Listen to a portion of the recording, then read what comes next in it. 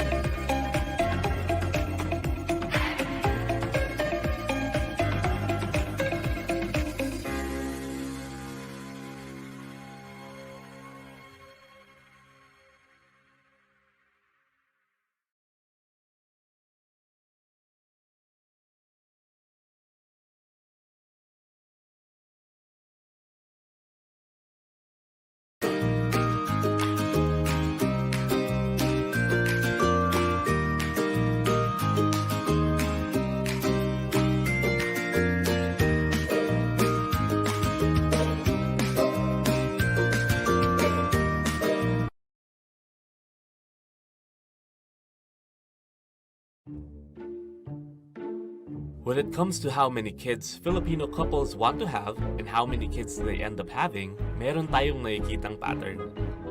Parents usually end up with one child more than what they initially wanted. At ang pinakamahihirap na pamilya, sumusobra pa sila ng dalawa. Pag mas malaki ang pamilya, mas lumalaki rin ang posibilidad na maging mahirap ang pamilya. Poverty leads to children growing up not reaching their full growth and productivity potential. Responsible parenthood and family planning is one of the 3 program components of the Philippine Population Management Program. Tugon ito sa pangangailangan para sa epektibong pagpaplano ng pamilya. RPFP has 3 goals: 0 unmet need for modern family planning, pataasin ang paggamit ng modern contraceptives to 65%, at maiwasan ang di inaasahang pagbubuntis, lalong-lalo na para sa mga mahihirap na kababaihan. Sa RPFP, matutulungan ang mga couples na ma-achieve ang tamang pag-aagot ng pagbubuntis at ang bilang ng gusto nilang maging anak na kayang bigyan ng maayos na tahanan at kinabukasan. May iigtingin ng kampanya para maipatupad ang Responsible Parenthood and Reproductive Health Law at Executive Order No. 12 sa mga lokal na pamahalaan. We'll use communication campaigns to promote responsible parenthood and family planning, natural man o artificial methods upang tumaas ang demand para rito, especially among poor women and families. Ilalapit natin ang reproductive health services at contraceptive commodities sa mga mahihirap na komunidad para ma-access ng sino mang gustong magplano ng pamilya ang family planning method na hiyang sa kanila. With the Responsible Parenthood and Family Planning Program of the Philippine Population Management Program, we'll make sure that couples and individuals have the knowledge and support they need to start the family of their dreams. Empowering Filipino families.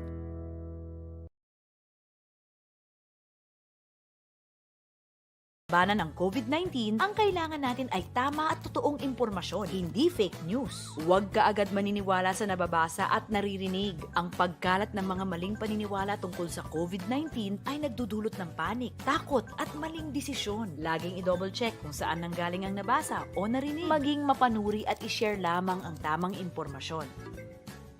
Sa wastong pag-iingat, ang virus hindi kakalat. COVID-19, kayang-kaya nating tapusin.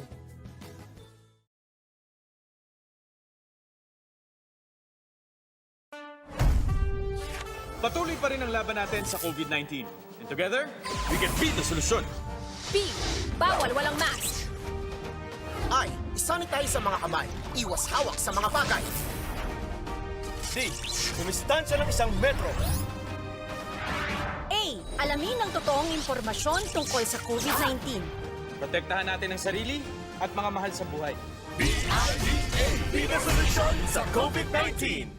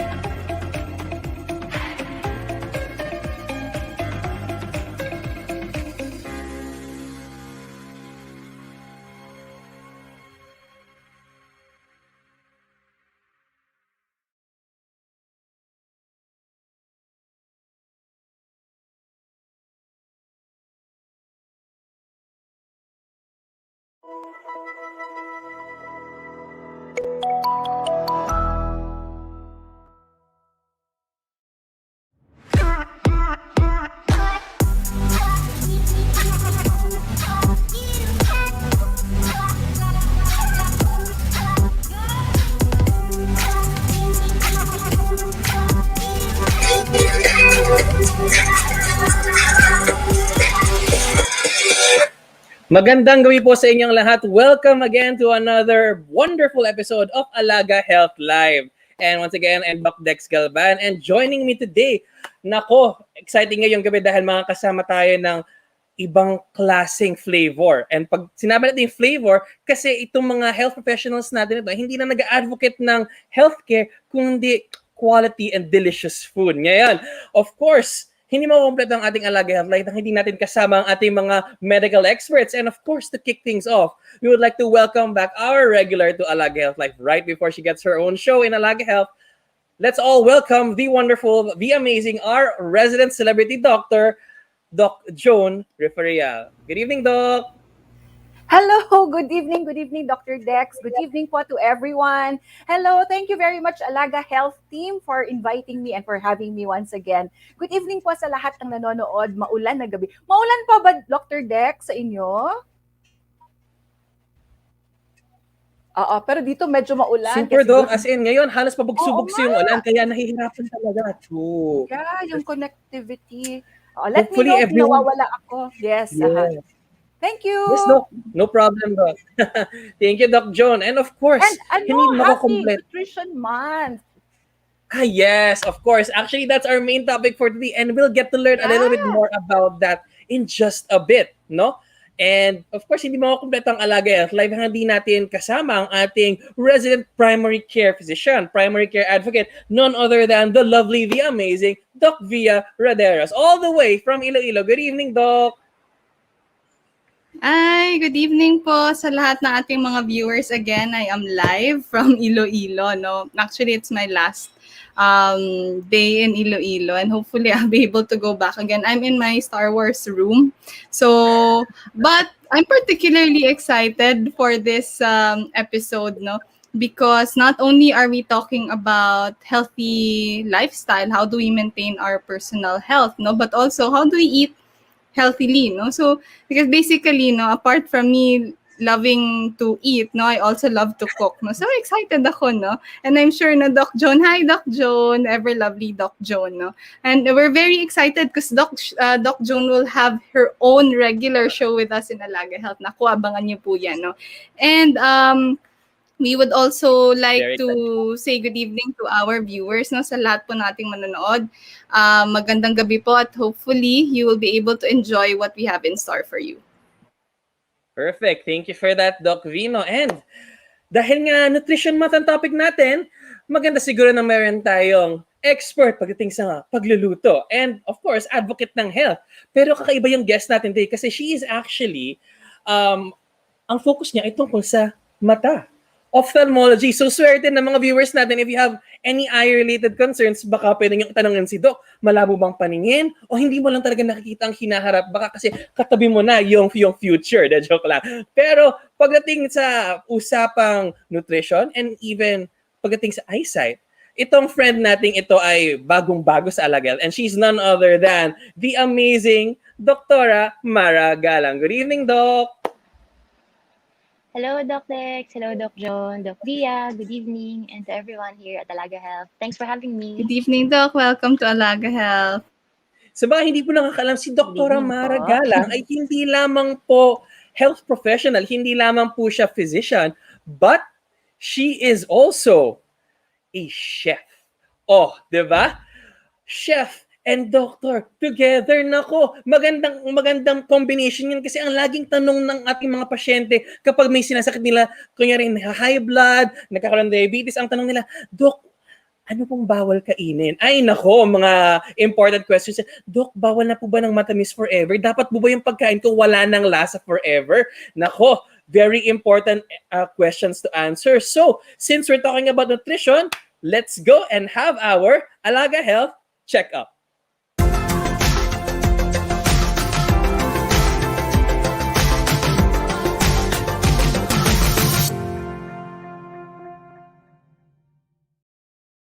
Alright, to kick things off, Dr. Mara Galang as our pinakabagong guest dito sa Alaga Health Live. Tatanungin namin, bakit naisipan ng isang chef, talagang babad sa kusina, alam ang mga lasa ng pagkain. Tatandaan ko pa noon nung pinapakita mo sa amin yung diferensya ng iba't ibang klase ng tsokolate, ang ating mga cocoa powder, cocoa solids. Ay, naalala ko yun, yung mga different kinds of parts ng pagkain. Ang ganda-ganda nun. So, bakit naisipan ng isang chef na pumasok sa healthcare?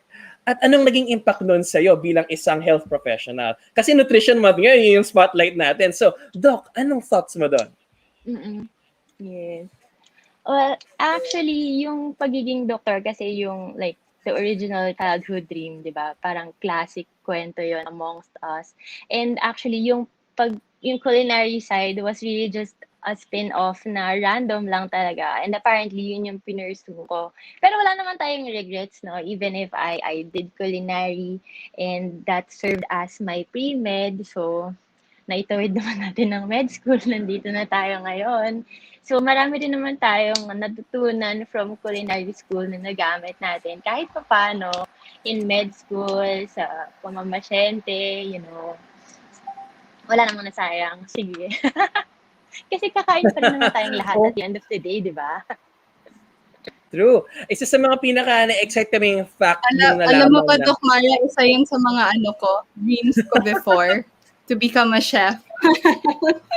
Yeah, so Never too you're late, okay? yeah. Kaya talaga nung nalaman namin na, uy, si Doktora Mara ay chef pala, na kung matuturuan niya kami how to make healthy food stop tasting bland. Kasi sabi nila kalimitan kapag healthy, not only is it mas mahal, pero lasang cardboard daw kasi wala na daw yung asukal, wala na yung taba, yung mga pampalasa. Ang principle pa naman daw sa nutrition, or sorry, not nutrition, but in terms of culinary arts, no? Most of the time, fat is flavor. Naku, paano pag kailangan mag-control ng fats? Diba? So, very important questions doon. So, sige, I think it's time for us to jump into our questions from the audience, no? Sige. So, let's look here. This one is coming from our partners, no? Partners.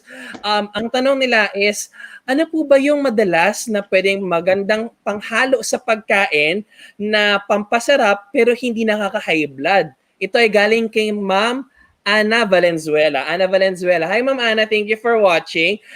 Ang tanong ni Ma'am Ana, ano daw yung pwedeng ihalo na hindi pwedeng magpataas ng blood pressure? Binawalan daw kasi siya ng doktor na maglagay ng mga mga flavoring o ng mga pampaalat.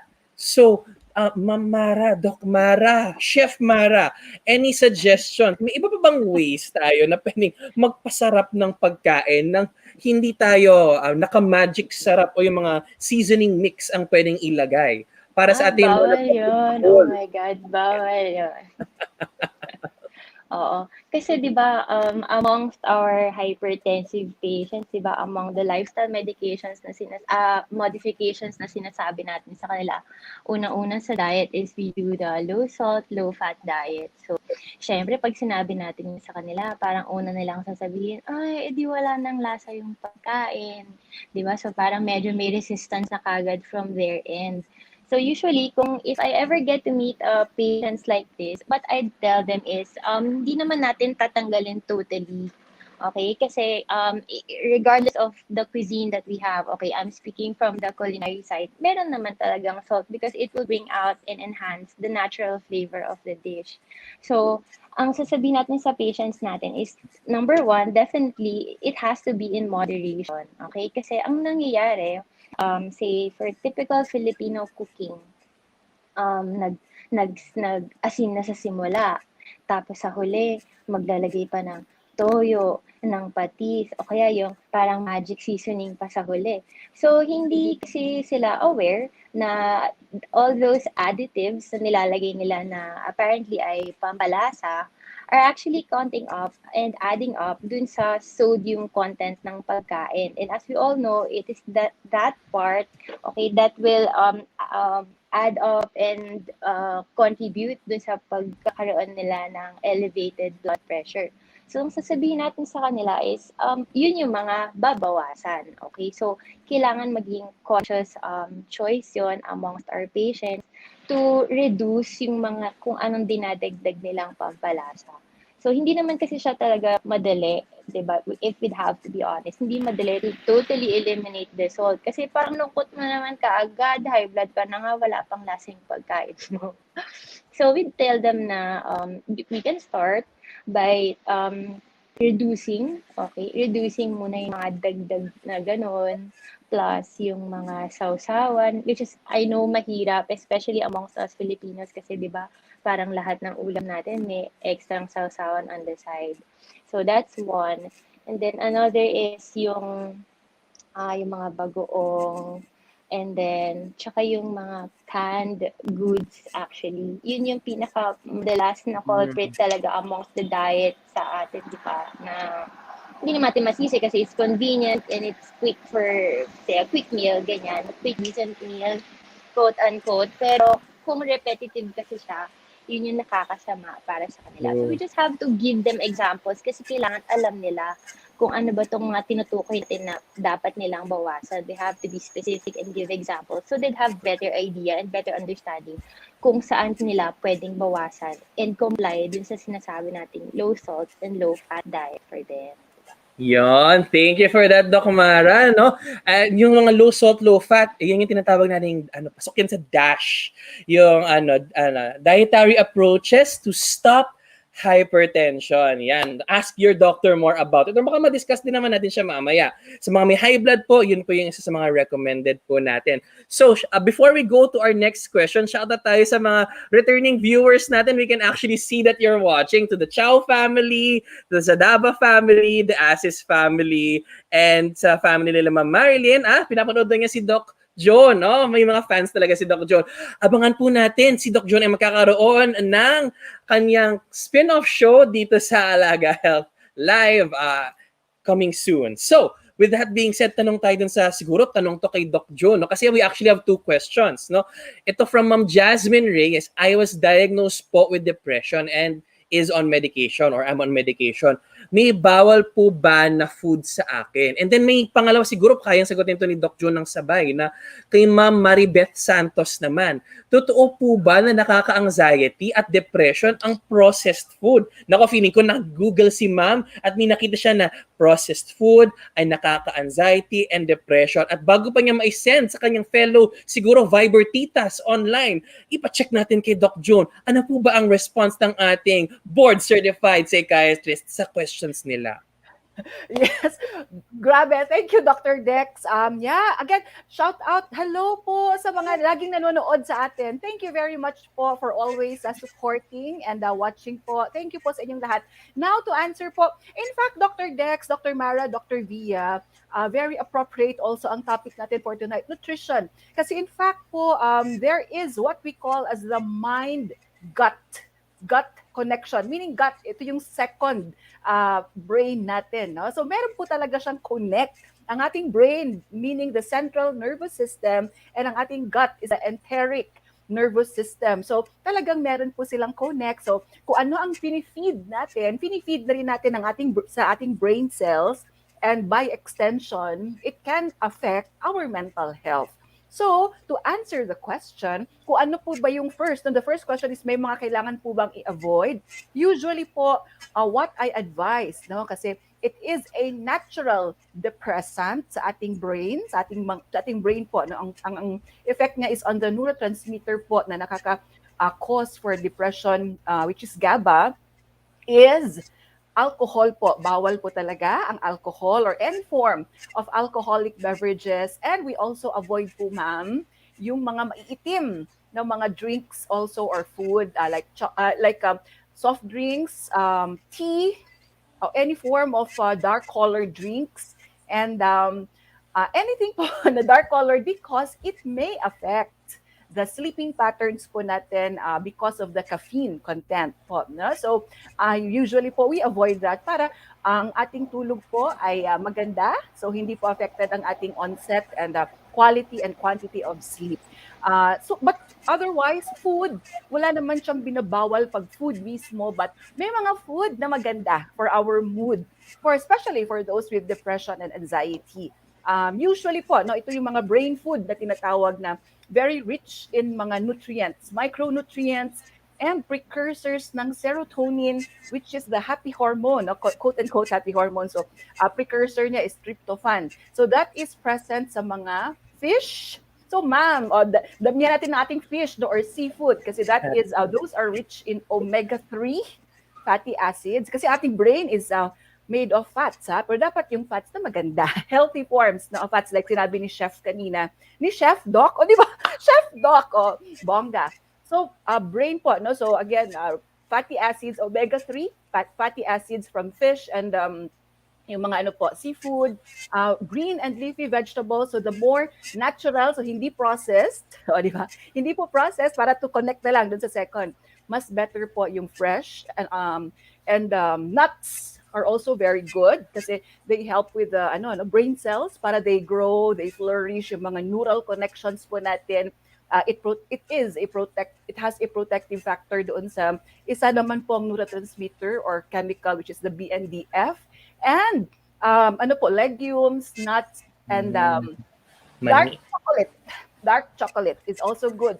The higher the percentage, the better. Wag po yung mga ma'am, ha? Oo, kasi si ma'am, itatry niya yung mga milk chocolate. Wag yun, kasi nakakataba yun. Go tayo for 70% or higher. The darker, the better, kasi better ang source nila of the precursor for serotonin. Serotonin. Perfect. Yes. Ang ganda na. Kasi masisegue ka to, Doc John. Nabanggit mo yung dark chocolate. At alam to ni Doktora/Chef Mara na napag-usapan namin ito extensively so many years ago. In-explain pa niya sa amin anong pinagkaiba ng white chocolate, milk chocolate, at dark chocolate. Kasi sinasabi daw palagi na minsan ang chocolate ay healthy. Eh yung ginagawa naman ng mga tao, punta ng grocery, ay hakot tayo ng kung ano-anong tsokolate at nga sabi ng to the max. Eh iba-iba daw pala yung tsokolate. Turuan naman natin sila, Doc Mara, Chef Mara, no? Ano yung ating may advice? Ano nga ba yung pinagkaiba-iba ng mga chocolate na sinasabi nila? Yes, I remember. We had this conversation, parang carpool pa yata tayo for the transition summer program, di ba? Tapos bibili tayong chocolate. Tapos sabi ko, sige, basa tayo ng label sa likod. Tapos parang I was trying to show them kasi Doc John and Doc Via na not all chocolates are created equal. Tapos parang I was trying to make them guess kung like what was I trying to point out. So sabi ko, sige, basahin natin yung ingredients list at the back. So, sige, hindi tayo magabanggit ng chocolate brands kasi baka hawain nila tayo. But for example, if you read the label, no, so makikita mo yung the good kind of chocolates, okay? So, not naman the bad yung iba, but the better ones, sige, ganun na lang. The better ones would put in their label na there's cocoa mass or cocoa solids. So, ito yung part ng chocolate that gives them the brown color. Okay? That's why your white chocolate is actually not a chocolate because it lacks the cocoa mass in it. Okay? And so, yung like the real chocolate will have to comprise your cocoa mass or cocoa solids, and the other one is your cocoa fat. So, yung white chocolate is actually just all fat and probably a handful of sugar in it, tsaka milk. Cocoa butter, no, Doc Mara? Oo, cocoa butter. Nag-note si Doc Via currently. It's my passion kasi. True. So I'm really sorry sa mga white chocolate lovers, no? Sana hindi naman sila magtampo sa atin nung sinabi natin na white chocolate is not chocolate talaga because it lacks the cocoa mass component. So yun yung dinedescribe kanina, yung binabanggit ni Doc John kanina, that the higher the percentage of your cocoa mass is actually better for you. So if you would read the label sa harapan, usually they'd put the 65%, there's 75%, and sometimes in other groceries, they even have as high as 85%. So the higher the number actually is, mas may bitter yung taste niya. Okay, so para dun sa mga dark chocolate loving friends, mga nasa other side ng spectrum, they really like the bitterness to the chocolate. Kasi parang iba, kasi bias tayo doon. Syempre, dark chocolate lover tayo. So, I personally like yung bitterness niya and yung mild tinge lang ng sweetness talaga ng chocolate na not so, like, hindi siya yung nakakaumay kind of sweetness. Yun. So, to our Alaga Health people and team here, let's go for the higher percentage ng dark chocolate. Perfect. Kasi it's a healthier alternative talaga for all of us. Tuwa talaga ako sa show na to kasi sobrang nagda-digress tayo. Ang daming other topics, no? But before we move on, shout out tayo sa Fabian family, Ronda family, Laguerta family, and Claudio family, Lingat family, all of them watching right now. So, good evening po sa inyo. Kung may tanong lang natin sa comments section, no? But before we get any deeper, no, perhaps we can have a very quick segue and now jump into the Alaga Health update.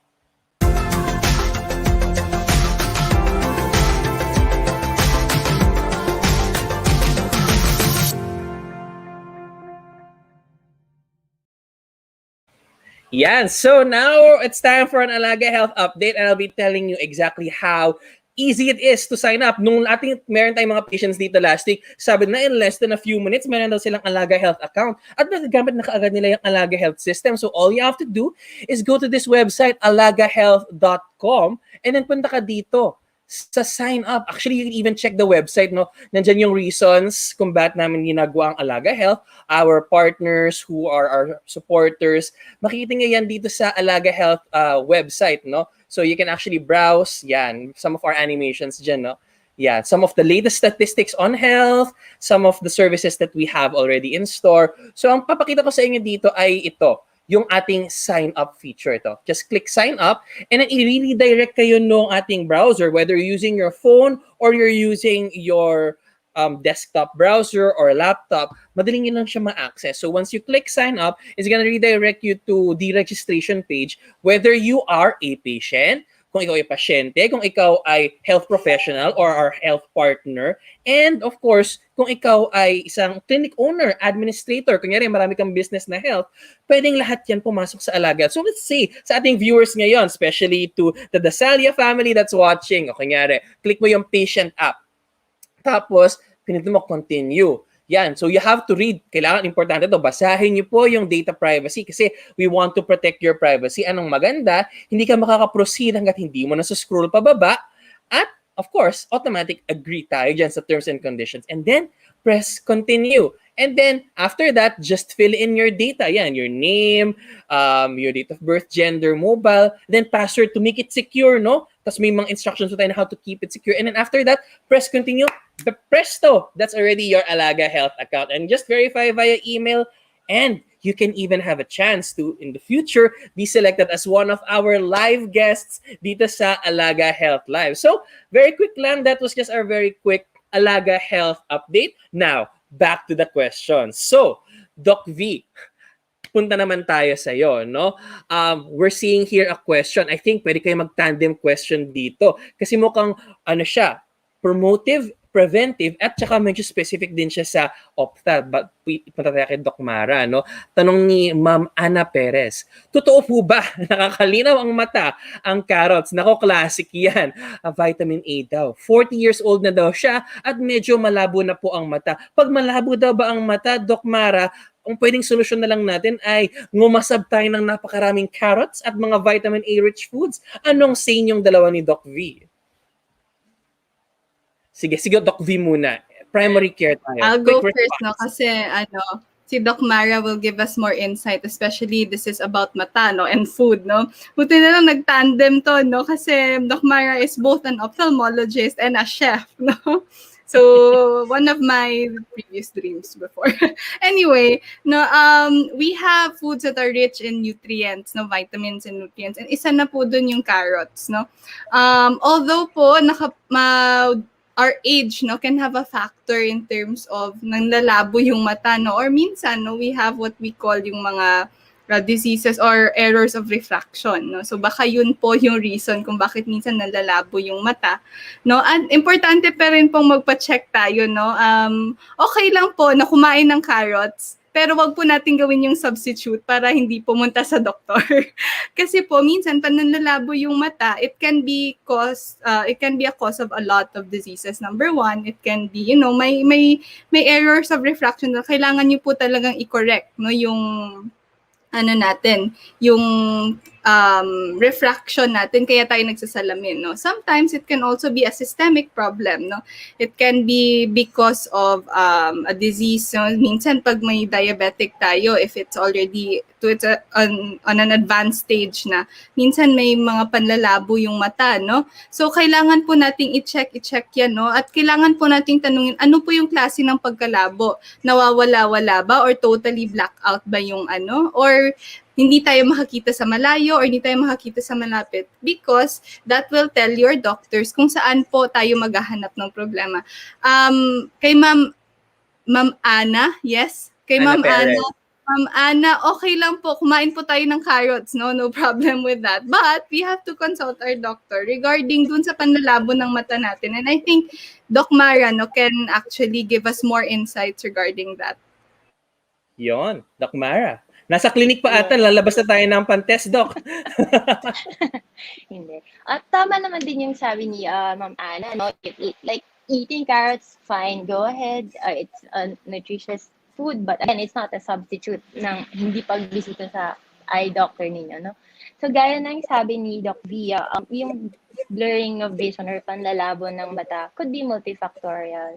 Okay, so hindi lang siya say deficit of vitamin A kung i-attribute natin sa pagkain ng carrots. No, so tama yung sabi ni Doc, it could be errors of refraction, or because si ma'am ay 40 years old na, there's what we call presbyopia. No, so I remember from med school boards reviews having ni Doc, there are three things that we cannot escape in life. Number 1, death. Number 2, taxes. And number 3, presbyopia. So at age 40, yun ang start noon. So baka yun na yung na-experience ni ma'am na parang hirap na siyang magbasa, especially sa near, kaya gagamit ng cellphone or ng gadgets na probably mas na-notice nila ngayon kasi di ba work from home ang setup natin. So probably hindi nila ito na-notice before kasi active naman tayo outside, laging on the go. So barely noticeable siguro yun for them, but now that we're all inside our homes and always with our gadgets and laging ganito lang yung distance ng kung ano man yung binabasa natin, so mas noticeable talaga for them having difficulty reading or using their gadgets. So for Ma'am Ana, yes, you may go consume your carrots, but if there are other things that you might be experiencing aside from the blurring of vision, it will always be best to consult your eye doctor for a more thorough and complete ophthalmologic examination, no? Kasi gusto natin makasigurado na hindi lang to something na masasalaminan lang, no? Na sana ma-rule out natin if there are no other underlying problems that would need a more immediate intervention, no? So let's keep our eyesight healthy all the time. Yan. Thank you, Doc Mara. No? So, hindi lang po carrots ang sagot sa ating paglalabo ng mata. Always consult your doctor. No? So, tanong naman tayo sa next question. And this one, feeling ko talagang, I think this one ay pupunta ulit kay Doc John. Coming from Sir Andrew de los Santos from, I think this is from the Alaga Health Inbox, no? I am 31 years old po and I always feel demotivated and tired. Is there anything I can do to take to make this go away? Yan. Sige, so yun muna. Sige, Doc. Yes, thank you very much for your question, Andrew, 31 years old. Yeah, the first step always, kung meron tayong mga nararamdaman na parang demotivation, bagsak ang interest, bagsak ang energy, is to always find out kung ano ang reason. Awareness pa rin is the key kung ano po kaya ang reason or strategy kung bakit tayo nawawalan ng motivation or gana. Kasi once we are able to know, or alam na natin, we are aware kung ano ang cause for our demotivation. Is it about the pandemic? Is it about work? About health ba natin, etc.? Mas maganda para ma-address natin yon. So there are specific strategies to address depende sa situation natin currently, na which we are in currently. Ang pwedeng gawin, number 1 is, in fact, marami ang pwedeng gawin. Hindi siya kaagad kailangan ng gamot, no? Kasi kung magagamot kasi we need a very yung thorough po na clinical assessment in the clinic, which we can do naman through telemedicine. But before that, before we go to mga medications, maraming pwedeng gawin kahit nasa bahay tayo ngayon. Number 1 is, again, kasi Nutrition Month tayo, good nutrition is very important. It's very essential kasi, again, what we are feeding, is in fact feeding our brain cells as well. So, yung mga na-mention ko kanina na mga power food, mga brain food. So, damihan natin yon, like fish, fruits and vegetables, nuts, legumes, beans, dark chocolate. Iwasan po ang ating mga yung mga na-mention ko rin, na mga not so healthy na coping skills or mga substances like alcohol, smoking. Number 3 is exercise is very important po. Pagkagising sa umaga, if you can, galaw-galaw tayo. Kahit sino naman, kailangan gumalaw-galaw kasi kahit na nasa mga bahay tayo ngayon, important pa rin na we maintain that structure.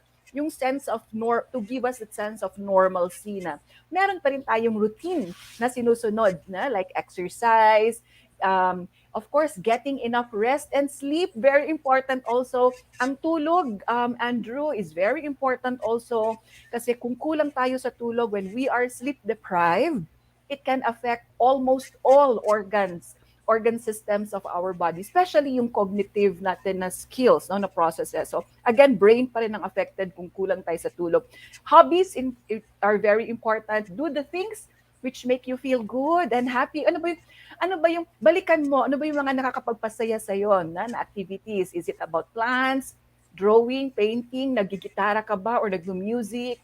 And of course, kahit ngayon na we are physically distant from our friends, from our family members, kailangan socially connected pa rin. So maganda pa rin na we maintain communication through mga apps ngayon or just checking in or reach out, talk to someone. In fact, when we are talking to someone na trusted natin, like family member or friend, nakakagaan din yon ng ating damdamin at nakakatulong. It is therapeutic to be able to express our feelings to others. Thank you very much, Doc Joan. Actually, Doc, may pahabol na question kasi ito ay nanggagaling kay Sir Alejandro de Guzman. I think, very quick lang to, no? Bawal po ba talaga ang kape? May high blood ako pero parang wala naman. So, hindi sure si Sir kung may high blood talaga siya o meron siyang high blood pero wala naman siya nararamdaman. Tapos nervyoso din. So, anxiety daw. So, hindi ko sure kung diagnosed si Sir Alejandro. So, Doc Joan, Doc Via, I think combo to ng primary care at ng mental health. Ano sa palagay ngayon pwede nating advice kay Sir Alejandro? Paano kung may anxiety talaga siya? Paano kung may high blood talaga siya? Tapos nagkakape. Oo. Kasi again, siya ba yung nag-question din kanina about the coffee? Nag-follow-up question siya, Dr. Dex. Siya, same person? Kasi yung na-mention ko kanina, no, na different. Okay, different. Different. Oo, different. Feeling ko, Doc John, kasi talaga ang paborito ng mga Pilipino, kape. Like, tanggalin mo na lahat. Oo naman. Gusto may kape. Summer na summer, nagkakape. Tapos pag umuulan, naghahalo-halo naman. Diba, kakaiba tayong mga Pilipino. So, go ahead, Doc John. Ako nga, nagkakape ako. Oy, I feel you, si Sir Alejandro. I feel you, sir. No, ang coffee po kasi, meron po mga studies. Studies have shown na it's a panicogen. So panicogen meaning when we take it, when we drink it po, nagkukos po siya ng parang fight or flight na response. It activates po yung sympathetic nervous system. Kaya parang pag sympathetic, yung parang pong fight or flight. So bumibilis yung tibok ng puso. So nagkakaroon, no? It may trigger some anxiety symptoms po ang tinatawag natin doon, yung mabilis, nagpapalpitate na, bumibilis ang tibok ng puso. Kaya siya panicogen, yun ang term niya.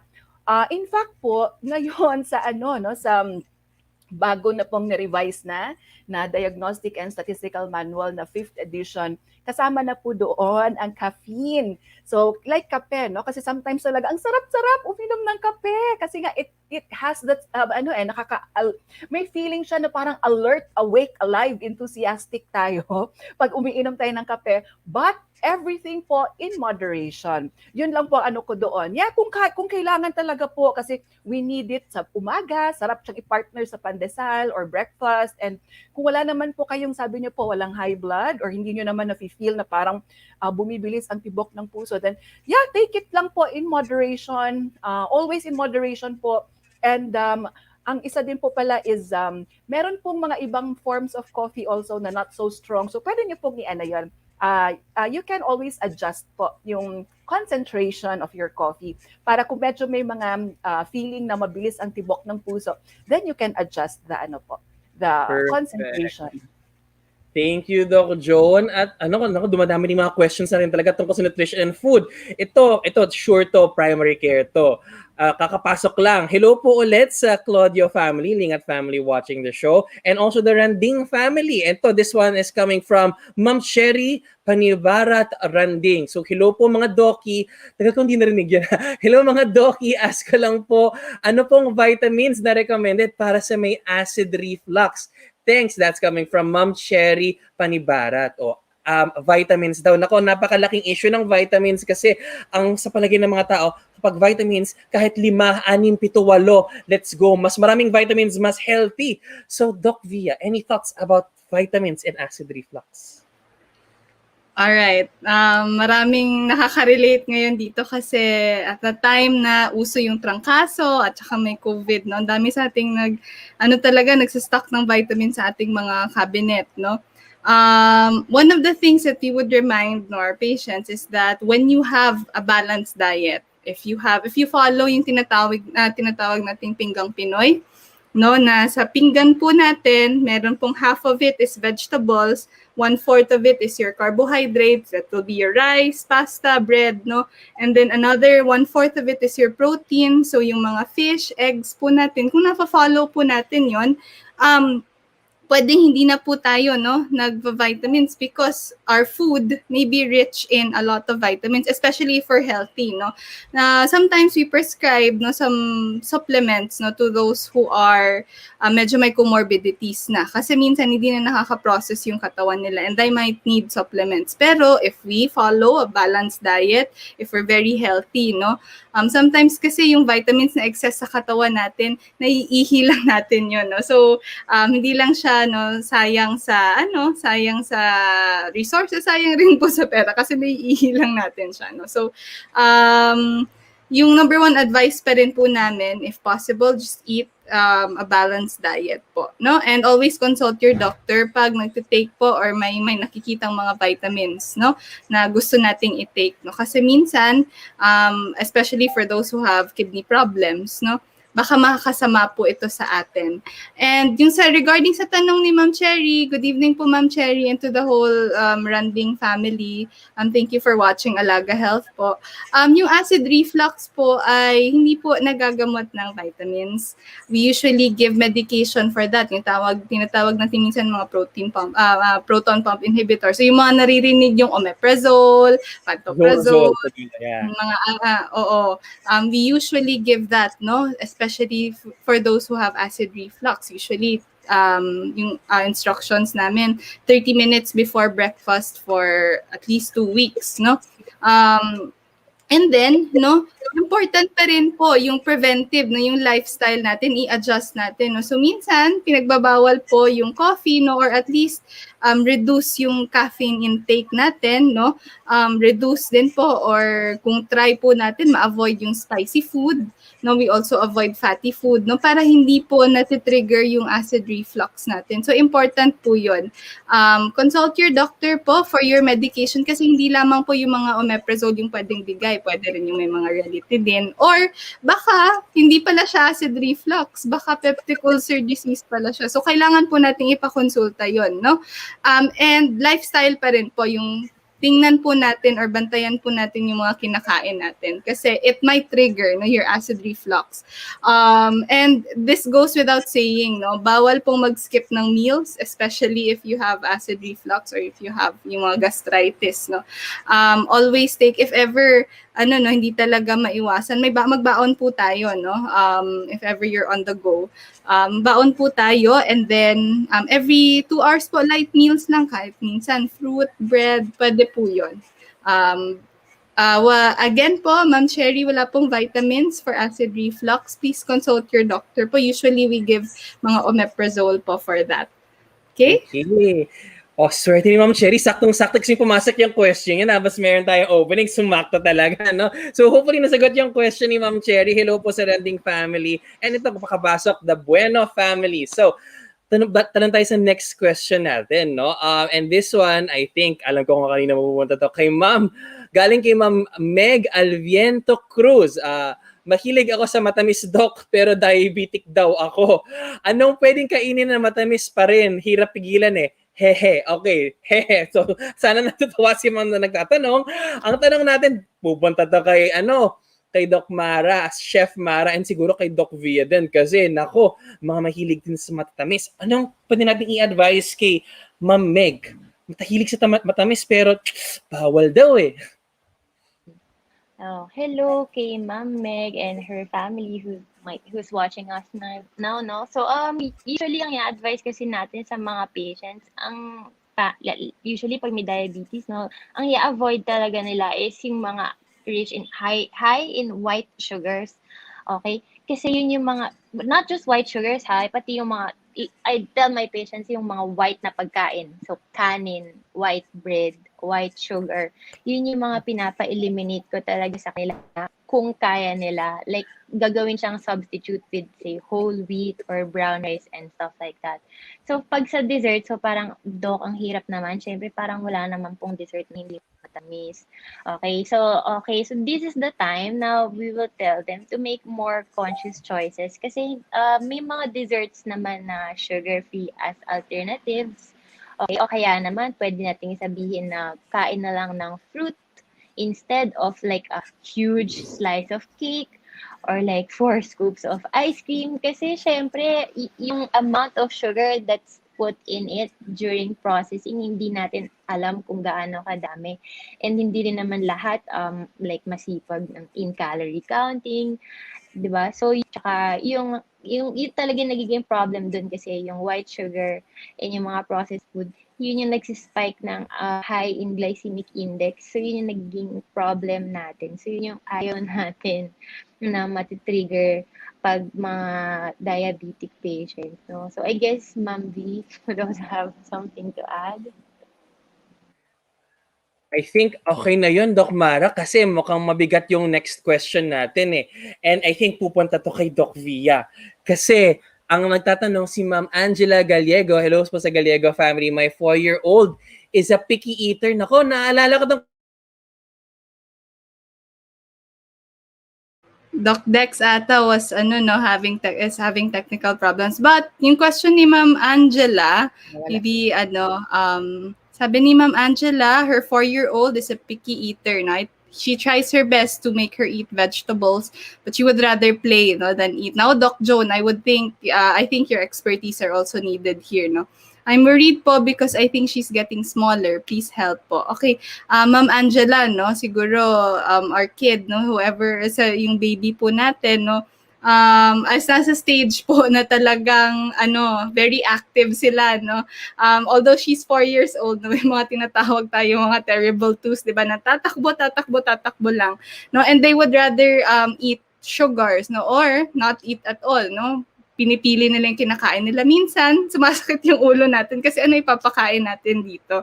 So what I would usually advise, no, and this is a mix of both professional and siguro a personal experience, no, kasi I have a little sister, no. She would always she'd rather eat something sweet, no? But you can sneak in vegetables sa mga sa niluluto natin. I'm sure Chef Dr. Mara can weigh in, no? What I would do, no? For example, let's see, mac and cheese, no? Lalagay ka ng konting squash, no? Yung mashed squash, tapos ihalo mo konti sa sauce mo. That is good also para makat mo yung fat and Yes, very smart way. Yeah, and then eat veggies, very good. Diba? And sometimes, no, pag naman, you'd make her have a choice, no? Kasi minsan, palagi mong naririnig sa mga kids natin, no, gaganin sila, diba? So make her choose whether you want to eat now and play later or play now then eat later. Basta at least they have that conscious choice, no, of what they want to do, no. And I think Doc Joan can help with that kasi this mommy is tips, mommy tips, mommy tips. personal I'm not sure experience. if si Doc Mara is a mommy na. Yeah, mommy na. Oo nga. In fact, pinagdaanan ko na yan with my 3 kids. O, di ba? Talaga, yes, I agree, Mommy Angela. Talagang, tricky. Na? It can be tricky and it can be challenging sa isang mom na magkaroon ng ganun. Pero yan yung the best age kasi, no? Na parang mag-ara sila. Kasi that's part of the formative years pa nila. Maganda na we also set a good example, Mommy. So, kung nakikita kasi nila tayo na we are eating nutritious foods, then makikita nila yon na ay si Mommy kumakain, si Nanay, si Tatay kumakain. Then they can also follow, no? So, good example po. And again, in terms of parenting, challenging talaga ang parenting, but again, it's very fulfilling. always po make sure that yung kasi ang nakalagay kasi dito is worried siya because she is getting smaller. Again, sa age po nito, mami, talagang very active sila. No? Very active and playful. So make sure lang po kung sa next visit nyo sa pedia, ang i-weigh nila, hindi BMI, sorry, yung appropriate weight for age or height for age, yun ang kailangan i-check para at least ano pa rin tayo, ma-reassure tayo na ang weight niya or ang height niya is still within the normal, the expected, no, sa kanyang age group. And again po, be creative sa inyong mga preparations ng food. Yung, di ba, sa mga bata, appealing kasi dapat, no, yung preparation natin to enhance yung ano po nila, to maganahan silang kumain. No? So, yung colorful, ang pag-plate, di ba? Yung mga creativity skills ng isang nanay, dito po lumalabas. Yun po yun from my experience po. Again, part siya ng developmental stage kasi talaga. So, wag pong masyadong mawala ng pag-asa because really, part siya ng stage ngayon na playful talaga sila. And mas maganda na we are patient. Wag silang pagalitan kasi maano sila, no? Baka may maano sila. They will associate yung eating vegetables with a traumatic experience. So, maganda pa rin po. Support lang tayo lagi and be creative. Part ng play. We can include it as part ng play nila. Perfect. Actually, ang gandang segue kasi yun yung ating shareable for the week. And I guess it's time for Alagang Hello Doctor.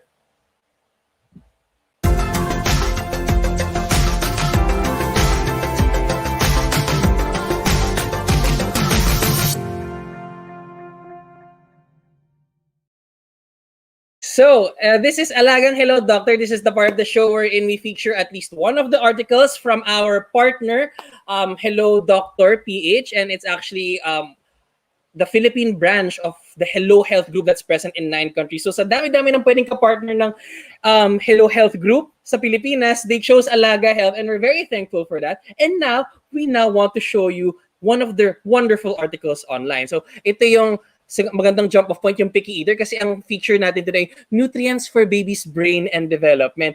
Typical tanong to ng mga mommies. Ang maganda dito, all of the articles on the Hello Doctor website ay medically validated. Kaya pwedeng i-share sa Viber, pwedeng i-share ng mga titas, pwedeng i-forward sa Messenger.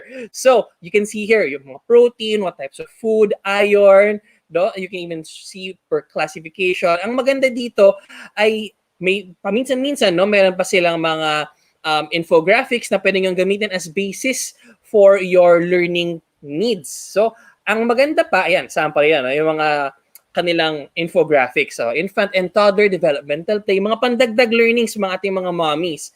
And the reason I'm actually sharing this is that, and bago pala sabihin yon, gusto ko lang pasalamatan sila dito sa Hello Doctor, specifically si Ma'am Lorraine Bunag na gumawa nitong article na to. And actually, you can see other articles on the Hello Doctor website. So many different topics to talk about and probably learn from, no? Pero kaya yun yung pinakita kong article ay dahil next week, spoil ko na, ang ating magiging focus ay ang ating mga mommies ulit. Kasi ang focus natin ay breastfeeding awareness and mother and child care. So saktong-sakto to start the month of August. Breastfeeding Awareness Month is coming your way. So with that being said, balik tayo for our last question. Okay, so last question. Ito, huling pahabol na ni. Shout out tayo kay Ma'am Marina Buhalog Santos. Hi, Ma'am. I hope you're still watching the show. Again, shout out sa mga na dito pa sa show, sila Ma'am Kathleen Lazada and the other members of their family. Tanong niya, Doc, tanong ko lang po, ano pong magandang kainin ng dalagang may PCOS? Nako, Doc V and Doc Mara, any thoughts on this one? Kahit ano, guidance lang kay Ma'am pagdating sa PCOS. Common question natin ang PCOS in this show, di ba? So siguro, maybe Doc Mara or then Doc Via. I'll go ahead, no? Kasi I'll go first kasi Doc Mara, you're about to... Because I'm really not sure if there's one specific na I can add to this. Pero I remember, di ba, from OB in med school, pag may PCOS, they usually just say na they have to lose weight. Lose weight talaga. So, weight loss talaga siya and really diet modification. Yun ang initial talaga natin na management for it. Yeah. Yun, Oo, next. nakaka-relate. Yeah, ako ay my experience here, my advice here is coming from an experience, no, because I am actually a patient who has PCOS. No, so yun, tama si Doc Mara, no, na wala po talaga bawal, no. What we do is we regulate what we eat para we lose our weight kasi yung PCOS po, one of the culprits ata na tinitingnan, naaral ngayon is the insulin resistance, no. And because of that, no, that can cause a lot of health problems, no, diabetes, obesity, you know. So important po, yung number one advice po sa akin ng aking doctor, before my OB before, she advised me, no, hindi muna siya nagbigay sa akin ng any medication, no. She advised me to lose weight, no, because that's very important, no, kasi looking at yung mga lifestyle problems nga, no, that can be aggravated by PCOS, dapat po binabantayan po natin yung kinakain natin, especially those that are rich in yung mga white food, no, yung mga carbohydrates, kasi yun talaga yung nakakalaki, no, although ang sarap talaga kumain kasi ng kanin minsan eh. But you know, sabi nga ni Doc Joan tsaka ni Doc Mara kanina, everything in moderation, no? And it's important that you always consult your doctor for healthy weight loss po, kasi hindi po, may tinatawag po tayong healthy weight loss. Hindi po yung biglang lumiit po tayo. Medyo kasi that can cause a lot of problems as well, no? So healthy weight loss po is 1 to 2 pounds per week, no? 1 pound per week is advisable po. And always po ensure na rich in nutrients po yung kinakain natin at we shy away, no, with processed food, yung mga delata. Maybe siguro we can, if hindi talaga siya maiwasan, no, pwede mo siyang i-half lang yung serving mo, tapos you add something, no, food rich in fiber, siguro mga gulay, no, just to cut, no, yung amount, kung hindi talaga maiwasan, kasi we understand na nga na ang hirap ngayon, mahirap ngayong pagkasyahin sa budget yung mga natin, no. And hopefully, no, we are able to have that segment, no, of course, with Doc Mara as well as, you know, Doc Joan, what food we can do or paano ba natin mapapagkasya yung budget natin, no, to ensure, no, na makakaluto pa rin tayo ng masustansya at masarap na pagkain on a budget, no. So hopefully we're able to do that. I think we are currently, pre-empt ko na ba, Doc Dex? We're currently yeah, Ito na ba yung conceptualizing. pinaplano natin matagal na, Doc Mara, na Mama Mara's Kitchen? Ito na ba yun? I remember, yun talaga yung pinupush mo. 2014 pa lang, sinabi mo na sa akin to. Parang ngayon na sila nagbabalik lahat sa akin, no? But also, just to add to that, no? Kasi Yes, to Doc echo Mara. what Doc Bia and Doc John had said, no, gusto ko lang din i-emphasize as an advocate din na nutrition will really start in the kitchen. I'd tell this sa family members ko and even to my patient, nutrition will really start in the kitchen. It will not matter kung buong araw kang nag-exercise, but pagkatapos ng mag-exercise, you are mindlessly eating whatever you find in the freezer or in the chiller rather, and then order ka ng fast food because you're just putting all the effort to waste. The reason why nutrition starts in the kitchen is, say for example, you yourself, ikaw yung nagpe-prepare ng pagkain mo at home. So nakikita mo kung anong nilalagay mo, number 1. Number 2, yung portions niya, di ba, mas nagiging conscious ka of how much you put in it, no? And even yung sa seasoning that you put, so parang, sabi ni Doc, dapat low salt. So medyo makakonsensya ka ng konti na wala yung huling ganun mo, yung huling flicker mo ng salt or kung ano mang pampalasa sa food. And also, kagaya na nabanggit ni Doc Joan kanina, no, I don't know if many are already familiar to it about gut immunity. So it's something that I've been looking at for a long time na rin. Kasi di ba, like, basically what it's trying to say is your immunity starts in the gut. So parang ikaw, you are the immune system, it's inside you. And whatever is outside, say food or even bacteria are those that are outside you. So the place where they meet, so your immunity starts in the gut. So yung tinatawag nating microbiome, di ba? So but that's like the totality of the microorganisms, both the good and the bad. So they have this interaction within your body and that is your gut immunity. So parang ito yata talaga yung sinasabi nila na you are what you eat, 'di ba? So hindi na talaga natin ma-emphasize enough lalo na ngayon, 'di ba, in the middle of the pandemic. Immunity, good health, it really starts in you, and it's really essential na you prioritize this above all else. So siguro yun ang best takeaway natin dito na bilang sa ating advocacy for nutrition. Nutrition will really start in the kitchen. And we can easily adapt to it by just making more conscious food choices and choosing the healthier or better alternative whenever we can, no? So, tanggalin natin nga yung lahat ng puti, sundin natin yung pinggang Pinoy, and add more color to our plate, no? Kasi it's a very easy to follow guide in making healthier food choices talaga. So, yun po. Yun. Actually, ang gandang segue nun because that's actually part of our opening introduction to the last part of our segment. And that would, of course, be the Alaga Health wrap-up.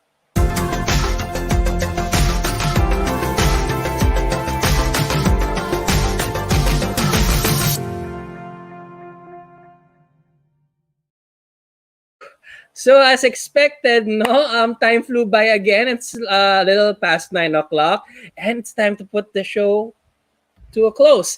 So, time for final thoughts, final words, probably some events you want to invite our viewers to. If you have an Instagram page, a Kumu page, or anything that you'd like to promote, please do so right now. And let's start it with Doc Via live from the Star Wars room in Iloilo City. Any final thoughts, Doc Via? All right po. Thank you again to all our viewers, no. You get a glimpse of the Star Wars room, no. But sa lahat po ng sumusubaybay at patuloy po na sumusubaybay pa rin sa Alaga Health Live, do. Thank you very much for the support, no. At patuloy po naming pag-iigihan po ang aming programa para po makahatid po sa inyo ng impormasyon, no, na makakatulong po sa ating kalusugan, no. And since we are celebrating Nutrition Month, important po pa rin that we are mindful of what we eat, no? Because what goes inside our body, no, will become part of who we are, no? Nagiging parte po ng katawan natin ang mga kinakain natin, no? So, if we eat food that are less healthier, no, hindi rin po magiging ganun ka-healthy yung ating katawan, no? So, important po na we are mindful of what we eat and that eating is an affair of the family, no? Palagi po tayong kumain, no, kasama ng ating mga pamilya ng mga masusustansyang pagkain, no? And of course, a lot of our experts here, Doc Joan and Doc Mara, can weigh in more on that, no? But I'd like to just plug, no, we have a Kumu show, regular Kumu show. Every Wednesday po kasama po namin yung partner namin sa Hello Doctor, hellodoctor.ph. So, magkita-kita rin po tayo doon sa Kumu, no? And download nyo lang po yung Kumu app and you'll be able to find the live stream there every Wednesday po from 6 p.m. to 7 p.m. And then po, abangan nyo rin po yung regular show namin with Doc Joan po regarding mental health po. Yes, coming soon, no? We're very much excited to be a partner, to be partners with Doc Joan in this po, no? And we hope na makakadagdag po kami sa kaalaman po natin sa regarding po sa kalusugang pangkaisipan, no? Doc Joan, I'm very excited for that. And for sure, no, we are about to cook up another thing, no? I think pinag-usapan na natin sa Hello Doctor regarding cooking options. So Doc Mara, no? Ngayon pa lang, no, we're already inviting you. And always remember po to keep yourselves healthy. Healthy, stay safe po, and stay positive all the time, no? Despite everything that has been happening all around us, no? Always stay true to that positivity. And magkita-kita po tayo ulit sa isa na namang Alaga Health Live next week po. Salamat! Alright, thank you for that, Doc Via. Talon tayo sa ating celebrity doctor, our celebrity psychiatrist, na will soon have her own spin-off Alaga Health Live show, the wonderful Doc Joan Perez-Rifareal. Yeah, thank you again, Alaga Health. Grabe, I'm really very grateful. Dr. Dex, Dr. Via, and of course, nice to meet you, Dr. Mara. Ako, for personally, for me, talagang very relevant ang ating ano ngayon, tonight, again, in celebration of the National Nutrition Week or Month, National Nutrition Month. So, happy Nutrition Month to everyone. And just to ano lang, no, ano ko na lang, extend ko yung message ni Dr. Via kanina. Of course, let's always remember that there is no health without mental health. So, kasama lagi. And of course, when we say mental health, mindful tayo dapat sa mga food na ating kinakain. Let's always stick to healthier choices, and of course lifestyle modification po if needed, because what we are feeding, what we eat, in fact, no, it gives energy to our brain cells, and by extension sa ating mental health din po yun. So may impact, may effect always. And again, parang sa lahat, no, na napag-usapan na natin from previous episodes, there is always an association between mga medical concerns and the emotional and mental health and well-being. It's always, meron siyang bi-directional na impact. So, for example, no, yung sa nutrition, like any form of gastric disturbance, meron din effect yun, no, on anxiety, stress, and vice versa. So, again, let's be mindful of the things that we eat and stay healthy always. Stay safe always, especially ngayon na medyo maulan po sa ating sa ngayon, no? And again, thank you very much, Alaga Health, for everything and for all the help that you do for our mga kababayan. Thank you and good night. Thank you, Doc Joan. And of course, last but not the least, bihira tayong magkaroon ng doctor/chef in Alaga Health. And it's always fun to learn more things about nutrition, about healthcare, and we're very happy that she was able to join us today. And maybe, we don't know, in the future, matutuloy na ba ang Mama Mara in the kitchen? So, hopefully, maybe, no? So, for her final thoughts, Ma'am Mara, Chef Mara, Doc Mara Galang. Yes, agree. Okay, so again, emphasize lang talaga natin, no? So, staying healthy, being healthy will really start in the kitchen, and all you have to do is to just make conscious food choices. I think it's best for all of us to treat food as our medicine, so that in the long run, pag tumanda na tayo, medicine will not be our food. Parang nightmare yon, di ba? Na parang lahat na lang na ipapasok mo sa katawan mo is gamot. So, hindi mo na may enjoy yun. So, if we'll be more conscious of our food choices as early as now and treat food as our medicine, maybe we wouldn't get to that picture. So, yun lang talaga. So, lifestyle modification din as well, because as an off-time training also, kasi ang dami naming patients na not known hypertensive, not known diabetic. Then pagsilip namin ng mata, they are showing signs of certain diseases nga, tapos dun lang nila nalaman. And medyo too late na, unfortunately, for some. So, again, really, food as your medicine, and nutrition will really start in the kitchen. Let's start making more conscious choices and making healthier alternatives as our top priority. Okay, Oh my God. Perfect. Thank you for that, Doc/Chef Mara. Ang ganda ng final takeaway. Food is medicine. Perfect way to end the show. And just like that, tapos na naman po ang isang oras natin ng kulitan, kwentuhan, at libreng konsulta. Kaya kita-kita po ulit tayo sa susunod na Sabado para na naman po sa isang episode na ating inaantabayan ng tuwing Sabado. No? Masayang usapan at libreng konsultasyon dito lamang sa Alaga Health Life. At next week, gaya ng nabanggit ko kanina, mga mommies ulit ang bida, because we'll be celebrating our entry into Family Planning Month and Breastfeeding Awareness Month. So, yun ang ating magiging main topic next week, and we will be celebrating that next Saturday. At muli, ako po si Doc Dexter Galban na nagpapaalalang alagaan ng kalusugan para umunlad ang ating bayan. At muli, ito po ang Alaga Health Live. Bye-bye po! Good evening!